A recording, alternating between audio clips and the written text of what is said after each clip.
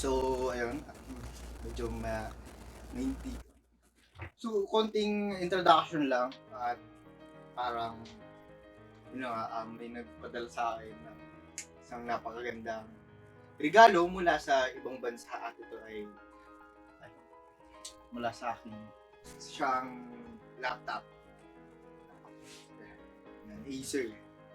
Acer may nag-sponsor sa atin ng laptop kasi nga nasiraan tayo. So ngayon may Acer laptop na tayo. Yan, so nakita nyo from Italy. Yan. So yun lang. So, unboxing na tayo. Ulit.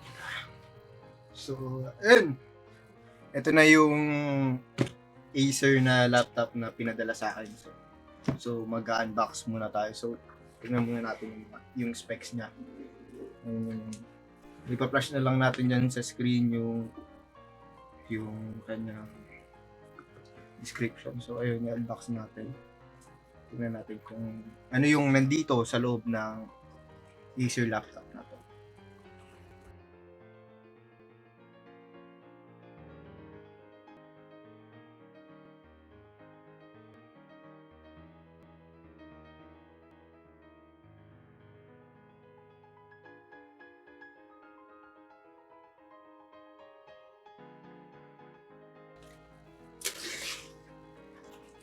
So, what's in the box? Yung nasa loob na.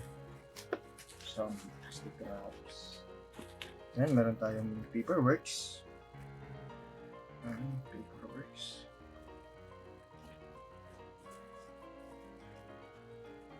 Yan pa tayo. Windows 10. So, yung mga letters niya, hindi parang Europe.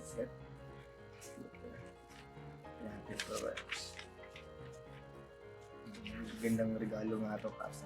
So, actually, galing pa to sa Finland at last year pa nga dapat to kaso nga natagalan sa customs and then ayan may COVID din so natagalan siya. So ito yung setup guide ng Aspire 1. So yan yung model niya at ang barrel. So ito naman siya mismo. So ito muna tayo. Hindi pala kita sobrang. So, ito pala yung ito yung battery niya. Yan. Ito yung battery. So, apparently, yung ground ng adapter ay tinanggal na. So, kung meron kang pang dyan, pwede natin yung paragin. So, medyo may kabigatan siya. Wait lang. So, wala naman na. Well package para hindi talaga masira sa biyahe. Kasi nga, galing pa ibang bansa. So, ito na siya. So, ito na yung pinakahihintay na. Bugtad pala. Patama nga lang pa rin. So, malaki siya, malaki. So, siyang Acer. So, tingnan natin kung mabubugt. Meron siyang 4 gigs na RAM at 64 GB na storage.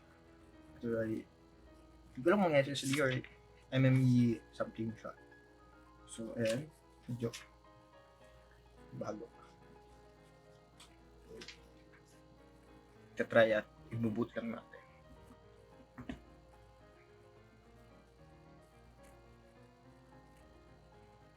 May ano ba siya? May power ba siya? So, mukha yata mo lang pa. So, charge lang natin at ay, babalik tayo sa ito yung magiging review. Sabi dun? Oh, mamaya na yun. May nag-message. So ayan, medyo mainit. Pero dahil naka-off yung aircon. Yeah, yun. Patuloy na natin yung review. Konting break lang. So, makita nyo yung studio ko. Medyo makalat. Ba? So ayan. Halika. Tingnan natin yung yung loob nito. So, na-set up ko na to. At hindi ko na yung papagala kasi boring naman. Ito yung mismo laptop. Busy kasi hindi ko na tayo. Hintayin na lang natin. Insane.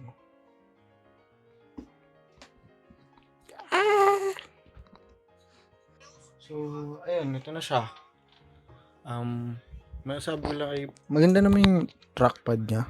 Responsive kasi Windows 10 equipped naman siya at yung kanyang RAM ay 4 GB na rin. So, kadalasan sa mga price point nito, mga 2 GB lang yung ino-offer na RAM. So, ito, 4 GB na. Medyo okay naman siya. Tsaka yung tanda na rin ng variant na ito ay almost 3 years na ito na-release. So, medyo di pasok sa standards ngayon. Pero okay lang naman yan. Kasi parang pang documents, pang edit ng documents at pang browse na rin ng ano nga yun, ng mga YouTube ganyan. So, tingnan na, mag-install tayo ng Chrome kasi wala pa siyang Chrome. Try natin mag-install ng Chrome.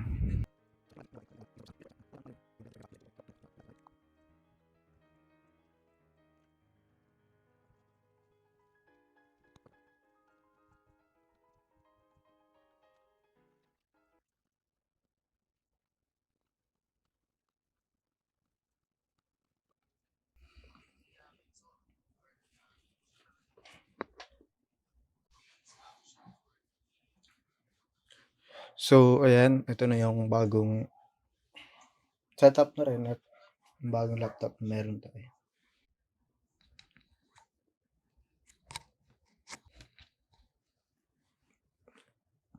Ang sunod na gagawin natin ay itetest natin ang sound niya. So, hanap tayo ng magandang ito. Sana hindi makabal. So far, so good naman.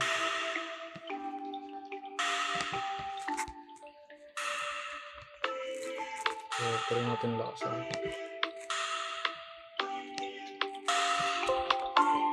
Hindi ganun